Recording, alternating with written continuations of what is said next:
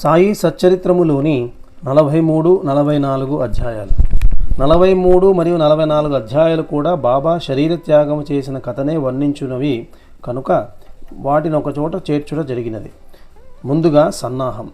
హిందువులలో ఎవరైనా మరణించటానికి సిద్ధంగా ఉన్నప్పుడు మత గ్రంథాలు చదివి వినిపించుట సాధారణ ఆచారం. ఏలన ప్రపంచ విషయాల నుంచి అతని మనస్సును మరలించి భగవద్ విషయముల యందు లీనమునర్చినచో అతడు పరమును సహజముగాను సులభముగాను పొందును. పరీక్షిన్ మహారాజు బ్రాహ్మణ ఋషి బాలునిచే శపింపబడి వారము రోజులలో చనిపోవటకు సిద్ధముగా ఉన్నప్పుడు గొప్ప యోగి అయిన శుకుడు భాగవత పురాణాన్ని ఆ వారంలో బోధించను. ఈ అభ్యాసం ఇప్పటికీ అలవాటులో ఉన్నది. చనిపోవటకు సిద్ధముగా ఉన్న వారికి గీత, భాగవతం మొదలైన గ్రంథాలు చదివి వినిపించెదరు. కానీ బాబా భగవంతుని అవతారం ఒకటిచే వారికి అట్టిది అవసరం లేదు. కానీ బాబా ఇతరులకు ఆదర్శంగా ఉండటానికి ఈ అలవాటును పాటించారు. త్వరలోనే దేహత్యాగము చేయుచున్నాను అని తెలియగానే వారు వజే అను అతని పిలిపించి రామ విజయము అను గ్రంథాన్ని పారాయణ చేయమన్నారు. అతడు వారములో గ్రంథమును ఒకసారి పఠించెను. తిరిగి దానిని చదువుమని బాబా ఆజ్ఞాపించగా అతడు రాత్రింబవళ్ళు దానిని చదివి 3 దినాలలో 2వ పారాయణము కూడా పూర్తి చేసెను. ఈ విధముగా 11 దినాలు గడిచింది. అతడు తిరిగి 3 రోజులు చదివి అలసిపోయాను. బాబా అతనికి సెలవిచ్చి పొమ్మనను. బాబా నెమ్మదిగా నుండి ఆత్మానుసంధానములో మునిగి చివరి క్షణమునకై ఎదురు చూచుండేవారు. 2-3 దినాలు ముందు నుంచి బాబా గ్రామం బయటకు పోవుట, భిక్షాటనం చేయుట మొదలైనవి మానివేసి మసీదులో ఉండేవారు.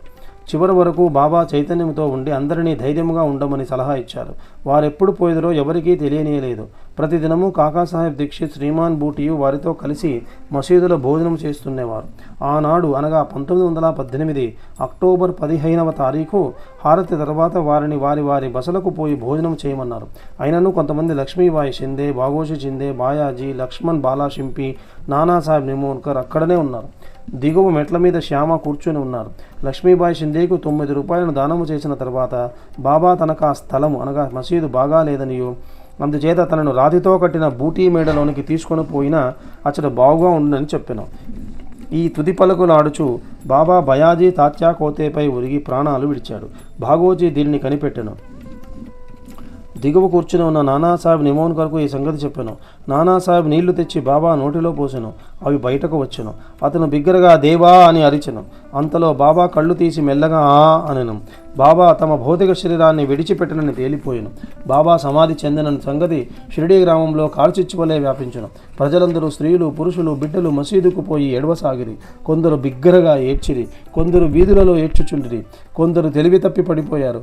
అందరి కళ్ళ నుంచి నీళ్లు కాలువల వలె పారుచుంది. అందరినూ విచారగ్రస్తులయ్యారు. కొందరు సాయిబాబా చెప్పిన మాటలు జ్ఞాపకం చేసుకుని మొదలిచ్చారు.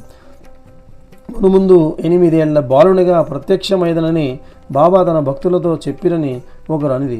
ఇవి యోగేశ్వరుని వాక్కులు కనుక ఎవరినూ సందేహింపనక్కరలేదు. ఏలన కృష్ణావతారంలో శ్రీ మహావిష్ణువు ఈ కార్యమే వనర్చెను. సుందర శరీరంతో ఆయుధములు గల చతుర్భుజములతో శ్రీకృష్ణుడు దేవకీదేవికి కారాగారమున 8 ఏళ్ల బాలుడుగానే ప్రత్యక్షమయ్యను. ఆ అవతారమున శ్రీకృష్ణుడు భూమి భారాన్ని తగ్గించెను. ఈ అవతారం అనగా సాయిబాబా అవతారము భక్తులను ఉద్ధరించుటకై వచ్చినది కనుక సంశయింప కారణం ఏమున్నది? యోగుల జాడ అగమ్యలు గోచరములు. సాయిబాబాకు తమ భక్తులతోడి సంబంధం మీ యొక్క జన్మ తోడిదే కాదు, అది గడిచిన 72 జన్మల బంధము. ఇట్టి ప్రేమబంధములు కలిగించిన ఆ మహారాజు ఆ సాయిబాబా ఎచటికో పర్యటనకై పోయినట్లు అనిపించుట వలన వారు శీఘ్రంగానే తిరిగి ఒత్తురు అని దృఢ విశ్వాసము భక్తులకు కలదు. బాబా శరీరం ఎట్లు సమాధి చేయవలనన్న విషయము గొప్ప సమస్య అయినది. కొందరు మహమ్మదీయులు బాబా శరీరాన్ని ఆరుబయట సమాధి చేసి దానిపై గోరీ కట్టవలను అని అన్నారు. కుషాల్ చంద్, అమీర్ చక్కర్ కూడా ఈ అభిప్రాయాన్నే వెలిబుచ్చారు. కానీ రామచంద్ర పాటీలు అను మునసబు గ్రామములోని వారందరితో నిశ్చితమైన దృఢ కంఠస్వరముతో మీ ఆలోచన మాకు సమ్మతము కాదు, బాబా శరీరము రాతివాడాలో పెట్టవలసినదే అనను. అందుచే గ్రామస్తులు 2 వర్గాలుగా విడిపోయి ఈ వివాదాన్ని 36 గంటలు జరిపారు. బుధవారము ఉదయము గ్రామములోని జ్యోతిష్కుడును శ్యామాకు మేనమామ అయిన లక్ష్మణ్ మామ జోషికి బాబా స్వప్నములో కనిపించి చేయి పట్టి లాగి ఇలా అనను. త్వరగా లెమ్ము, బాపు సాహెబు నేను మరణించిది అనుకొనుచున్నాడు. అందుచే అతడు రాడు. నీవు పూజ చేసి కాకడహారతిని ఇమ్ము. లక్ష్మణ్ మామ సనాతనాచార పారాయణుడైన బ్రాహ్మణుడు. ప్రతిరోజు ఉదయము బాబాను పూజించిన తర్వాత తక్కిన దేవతలను పూజించుచుండేవాడు. అతనికి బాబా యందు పూర్ణ భక్తి విశ్వాసములుండేవి. ఈ దృశ్యమును చూడగానే ఈ దృశ్యాన్ని చూడగానే పూజా ద్రవ్యముల పల్లెమును చేతరించి మౌల్వీలు ఆటంకపరుచుచున్నను పూజను హారతిని చేసిపోయిను. మిట్ట మధ్యాహ్నము బాపు సాహెబ్ జోగ్ పూజా ద్రవ్యములతో అందరితో మామూలుగా వచ్చి మధ్యాహ్న హారతిని నెరవేర్చెను. బాబా తుది పలుకులను గౌరవించి ప్రజలు వారి శరీరాన్ని వాడాలో ఉంచడానికి నిశ్చయించి అతడి మధ్యభాగముని త్రవ్వుటకు ప్రారంభించింది. మంగళవారం సాయంకాలము రహతా నుండి సబ్ ఇన్స్పెక్టర్ వచ్చెను. ఇతరులు తక్కిన స్థలముల నుండి వచ్చిరి. అందరూ దానిని ఆమోదించిరి. ఆ మరుసటి ఉదయము అమీర్ భాయ్ బొంబాయి నుంచి వచ్చెను. కోపర్గావ్ నుంచి మామలతదారు వచ్చెను. ప్రజలు భిన్నాభిప్రాయములతో ఉన్నట్లు తోచెను. కొందరు బాబా శరీరాన్ని బయటనే సమాధి చేయవలనని పట్టుబట్టిరి. కనుక మామలతదారు ఎన్నిక ద్వారా నిశ్చయించవలననుకునెను. వాడాను ఉపయోగించుకున్నటకు 2 రెట్ల కంటే ఎక్కువ ఓట్లు వచ్చెను. అయినప్పటికీ జిల్లా కలెక్టర్తో సంప్రదించవలనని అతడు అనెను. కనుక కాకాసాహెబ్ దీక్షిత్ అహ్మద్నగర్ పోవుటకు సిద్ధపడెను. ఈ లోపల బాబా ప్రేరేపణ వల్ల 2వ పార్టీ కూడా ఒక మనస్సు మారినది. అందరూ ఏకగ్రీవంగా బాబాను వాడాలో సమాధి చేయుటకు అంగీకరించిరి.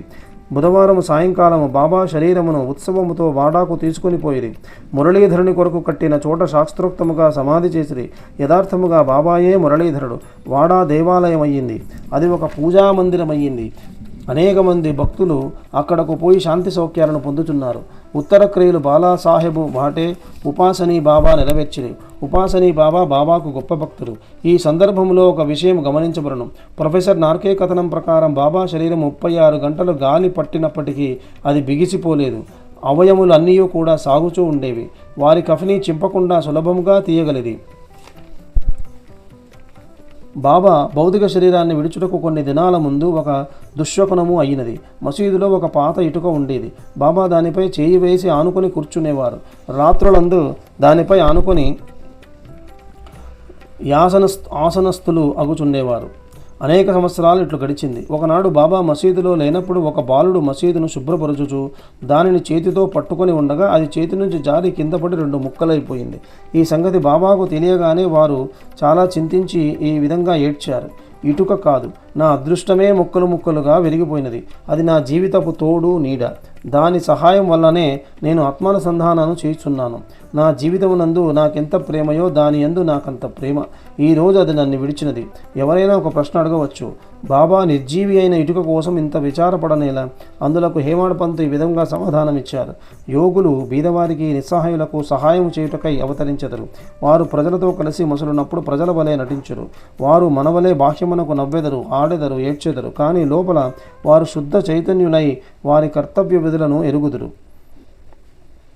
ఇటుక విరుగుటకు 32 సంవత్సరములకు పూర్వము అనగా 1886 సంవత్సరములో బాబా శ్రీమోల్లంఘనము చేయు ప్రయత్నించెను. ఒక మార్గశిర పౌర్ణమి నాడు బాబా ఉబ్బసం వ్యాధితో మిక్కిలి బాధపడుచుండెను. దానిని తప్పించుకున్నటకై బాబా తన ప్రాణాన్ని పైకి తీసుకొని పోయి సమాధిలో ఉండవలను అనుకుని భక్త మహల్సాపతితో ఈ విధంగా అన్నారు. నా శరీరాన్ని 3 రోజుల వరకు కాపాడండి. నేను తిరిగి వచ్చినట్లయినా సరే, లేని ఎడల నా శరీరాన్ని ఎదురుగా ఉన్న ఖాళీ స్థలంలో పాతిపెట్టి గుర్తుగా 2 జెండాలను పాతండి అని స్థలాన్ని చూపారు. ఇట్లా అనుచు రాత్రి 10 గంటలకు బాబా కింద కూలిపోయాను. వారి ఊపిరి నిలిచిపోయిను. వారి నాడి కూడా ఆడకుండెను. శరీరములో నుంచి ప్రాణము పోయినట్లు ఉండెను. ఊరి వారందరూ అచట చేరి న్యాయ విచారణ చేసి బాబా చూపిన స్థలములో సమాధి చేయుటకు నిశ్చయించారు. కానీ మహల్సాపతి అడ్డగించాడు. తన ఒడిలో బాబా శరీరమును ఉంచుకుని 3 రోజులు అట్లే కాపాడుచూ కూర్చుండెను. 3 దినాల పిమ్మట తెల్లవారుజామున 3 గంటలకు బాబా శరీరములో ప్రాణం ఉన్నట్లు కనిపించింది. ఊపిరి ఆడ ఆరంభించింది. కడుపు కదిలింది. కళ్ళు తెరిచెను. కాళ్ళు చేతులు సాగదీయచు బాబా లేచెను. దీనిని బట్టి చదువరులు ఆలోచించవలసిన విషయం ఏమిటంటే, బాబా 3 మూరల శరీరమా లేక లోపలనున్న ఆత్మయ? పంచభూతాత్మకమగు శరీరము నాశనమగును. శరీరము అశాశ్వతము గాని లోనున్న ఆత్మ పరమ సత్యము, అమరము, శాశ్వతము. ఈ శుద్ధ సత్తాయే బ్రహ్మము. అదియే పంచేంద్రియాలను మనస్సును స్వాధీనమందించుకున్నది, పరిపాలించున్నది. అదియే సాయి. అదియే ఈ జగత్తునందు గల వస్తువులన్నింటి యందు వ్యాపించి ఉన్నది. అది లేని స్థలము లేదు. అది తాను సంకల్పించుకున్న కార్యమును నెరవేర్చుటకు భౌతిక శరీరమును వహించను. దానిని నెరవేర్చిన పిమ్మట శరీరాన్ని విడిచెను. సాయి ఎల్లప్పుడూ ఉండువారు. అట్లనే పూర్వము గాన్గాపురములో వెలసిన దత్తదేవుని అవతారమగు శ్రీ నరసింహ సరస్వతియు వారు సమాధి చెందిన బాహ్యమునకే గాని సమస్త చేతనముల యందు కూడా నుండి వారిని నియమించువారును పరిపాలించువారును వారే. ఈ విషయములు ఇప్పటికీ సర్వస్వ శరణాగతి చేసిన వారికి, మనస్ఫూర్తిగా భక్తితో పూజించు వారికి అనుభవనీయమైనటువంటి సంగతి. ప్రస్తుతము బాబా రూపము చూడవేల లేనప్పటికీ మనము షిరిడీకి వెళ్ళినచో వారి జీవితం ఎత్తుపటము మసీదులో ఉన్నది. దీనిని శ్యామారావు జైకర్ అను గొప్ప చిత్రకారుడు బాబా భక్తుడును రాసి ఉన్నారు. భావకుడు భక్తుడు పైన ప్రేక్షకునికి ఈ పటము ఈనాటికి బాబాను భౌతిక శరీరముతో చూచినంత తృప్తి కలుగజేస్తును. బాబాకు ప్రస్తుతం భౌతిక శరీరము లేనప్పటికీ వారు అక్కడనే కాక ప్రతి చోటున నివసించుచు పూర్వం వలననే తమ భక్తులకు మేలు చేయుచున్నారు. బాబా వంటి యోగులు ఎన్నడూ మరణించరు. వారు మానవుల వలె కనిపించినను నిజముగా వారే దైవము. జోగు సన్యాసము పుచ్చుకొనిన కథతో హేమాడ్ పంతు ఈ అధ్యాయాన్ని ముగిస్తున్నారు. సఖారాం హరి ఉరఫ్ బాపు సాహెబ్ జోగ్ పూణే నివాసి అయిన సుప్రసిద్ధ వార్కరి విష్ణుబువా జోగ్ గారికి చిన్నాయన. 1909 సంవత్సరమున సర్కారు ఉద్యోగం నుంచి విరమించిన తర్వాత భార్యతో షిరిడీకి వచ్చి నివసించుచుండేవాడు. వారికి సంతానము లేకుండెను. భార్యాభర్తలు బాబాను ప్రేమించి బాబా సేవ యందే కాలమంతయు గడుపుచుండేవారు. మేఘశ్యాముడు చనిపోయిన వెంబట బాపు సాహెబ్ జోగ్ మసీదులోను చాబడిలోనూ కూడా బాబా మహాసమాధి పొందు వరకు హారతినిచ్చుచుండెను. అదీనుగాక ప్రతిరోజు సాటేవాడలో జ్ఞానేశ్వరి ఓ ఏకనాథ భాగవతాన్ని చదివి వినవచ్చిన వారందరికీ బోధించుచుండెను. అనేక సంవత్సరములు సేవ చేసిన తర్వాత జోగ్ బాబాతో, నేనిన్నాళ్ళు నీ సేవ చేసి తిని నా మనస్సు ఇంకనూ శాంతము కాలేదు.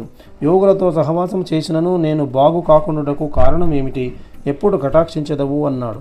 ఆ ప్రార్థన విని బాబా, కొద్ది కాలములో నీ దుష్కర్మల ఫలితము నశించును, నీ పాపపుణ్యాలు భస్మమగును.